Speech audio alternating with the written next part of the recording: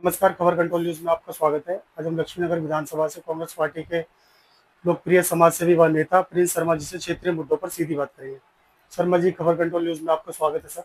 सबसे पहले हमारे दर्शकों को बताया जाए, वक्फ बोर्ड को लेकर जो पूरा बंगाल जल रहा है, इस पर आपकी क्या राय है, जो कि दिल्ली तक भी पहुंच गया। नमस्कार, मैं प्रिंस शर्मा।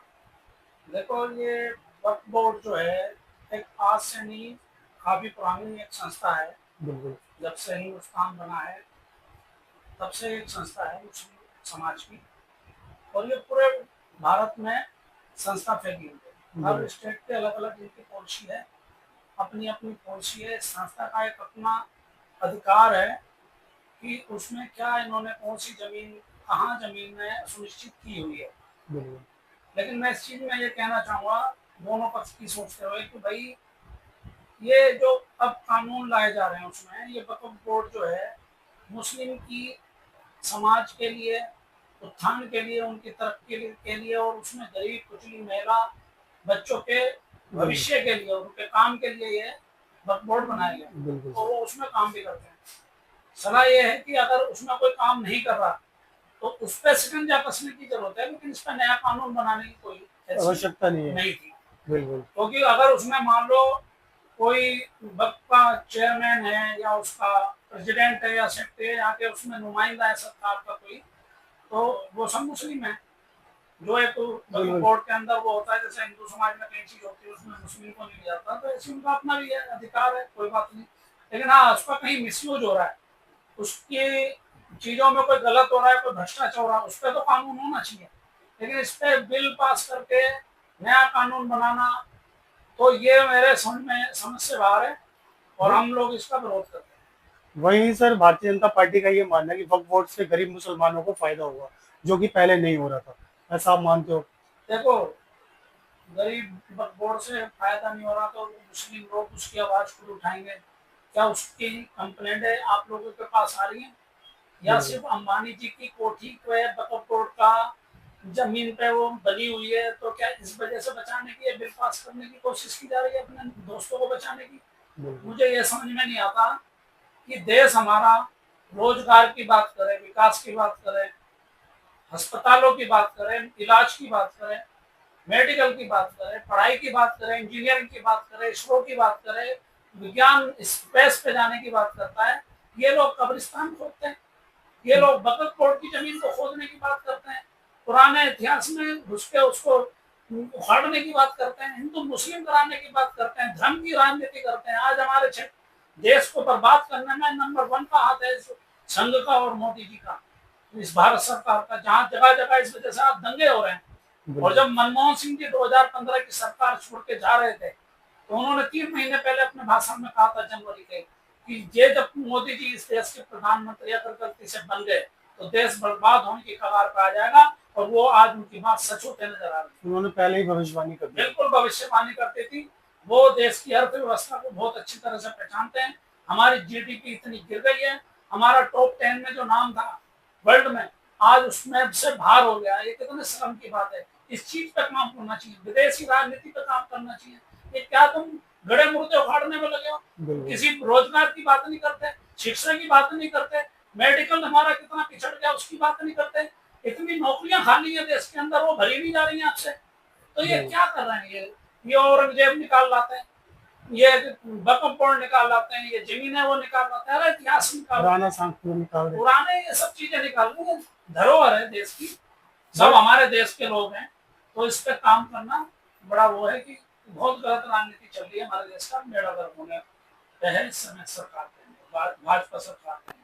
वही पंडित जी, आपसे भी जाने, वक्फ बोर्ड जो राज्यसभा और लोकसभा में तो पास हो ही गया है सर, लेकिन इसको मुस्लिम जो पक्ष है वो इसको सुप्रीम कोर्ट में जाके है, और वहां से भी अगर सुप्रीम कोर्ट में भी अगर फैसला मुसलमानों की तरफ नहीं आया तो फिर भी विरोध करेंगे। कैसा बात है?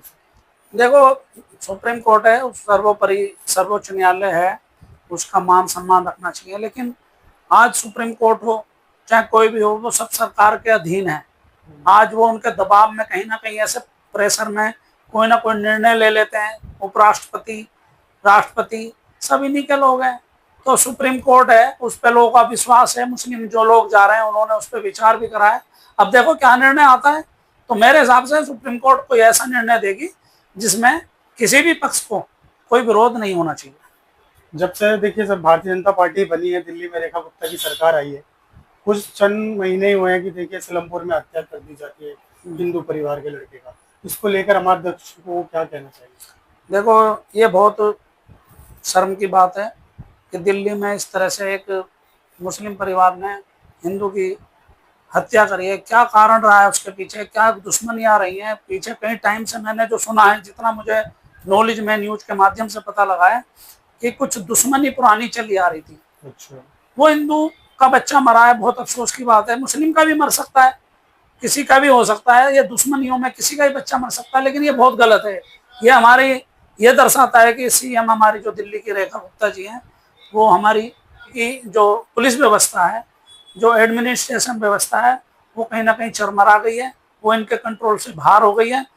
जो इस चीज को ये नहीं देख पा रहे हैं, उसको कंट्रोल नहीं कर पा रहे हैं। जहाँ ऐसे संदिग्ध एरिया हैं, जितने भी ऐसे संदिग्ध एरिया हैं, वहाँ पे पुलिस टास्क फोर्स बढ़िया से लगे, वहाँ पे हर तरह की कंपनियां काम करें। कौन सी संस्थाएं इस तरह की हरकतें कर रही हैं या कोई ऐसे संदिग्ध लोग हैं, तो उन्हें तुरंत कार्रवाई करी जाए। और जो जिस परिवार के साथ ये दुर्घटना हुई है, मैं कहता हूँ उसे इंसाफ मिलना चाहिए। जिसने भी ये गलत काम करा है, उसको फांसी की सजा होनी चाहिए। इस चीज के लिए मैं बहुत एग्री। और अगर सर वक्फ बोर्ड अगर पूरी तरह से पास हो जाता है, अगर हमारे देश में वक्फ बोर्ड लगा दिया जाता है, तो इसको कैसा होगा भविष्य में?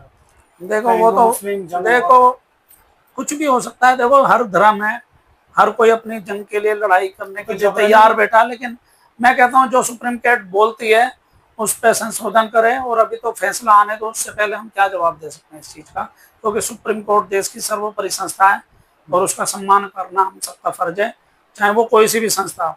तो ठीक है, अगर वो इस बार बिल लाते हैं, तो अगर कल को कांग्रेस आती है तो वो बिल को हटा भी सकती है।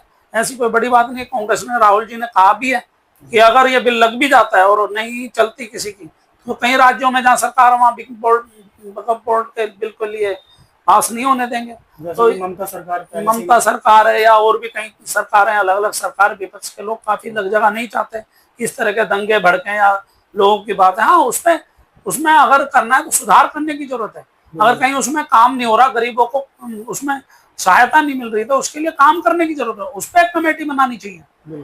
तो वो काम नहीं कर रहे हैं, उनकी जमीनों को उनको, हाँ, जो सुनिश्चित नहीं है जमीन, जो बेमतलब में कहीं अगर लिखी है, तो उसे अपने कब्जे में ले। सरकार उसमें संस्थाएं बनाए, बच्चों के लिए, रोजगार के लिए, मेडिकल के लिए, स्कूलों के लिए, कॉलेजों के लिए, वो अलग चीज है। लेकिन जो चीज नहीं करनी है, जिसमें दंगे फैलने की आशंका है या कुछ है, उस पर कंट्रोल करने की बहुत जरूरत है। जगह जगह झुग्गी वगैरह तोड़े भी जा रहे दिल्ली को। देखो, झुग्गी झोपड़ी तो मैं कहता हूँ, झुग्गी झोपड़ी तोड़ना अलग चीज है, लेकिन उनको जगह देनी चाहिए भाई। नहीं दे रहे हैं सर। तो जब झुग्गी झोपड़ी वाले बेचारे, ये लोग जाएंगे काम, कहीं कहीं सालों से पड़े हुए, ये नहीं दो चार जिन्होंने नई झुग्गी बनाई उन्हें भगाओ, कोई दिक्कत नहीं है। जबरदस्ती सिर्फ एक कब्जा करने के रूप में अगर झुग्गी डाल रहे हैं तो वो गलत है।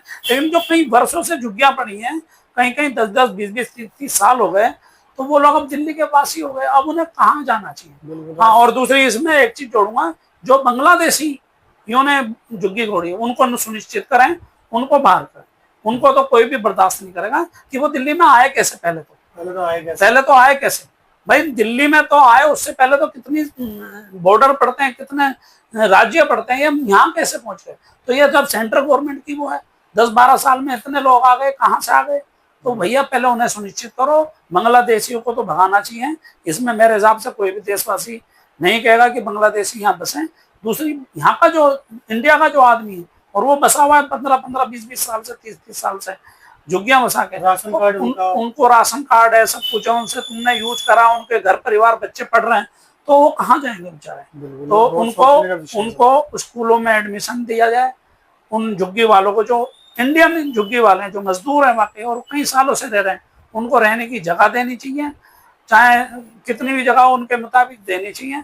और फिर झुग्गी हटा दें। वो सुंदरता के लिए और विकास के लिए झुग्गी हटना भी जरूरी है, लेकिन उनको स्थान देना भी जरूरी है। बहुत बहुत धन्यवाद प्रिंस जी, आपने समय निकाल के हमसे बात की। शुक्रिया, धन्यवाद सर आपको। थैंक यू, धन्यवाद।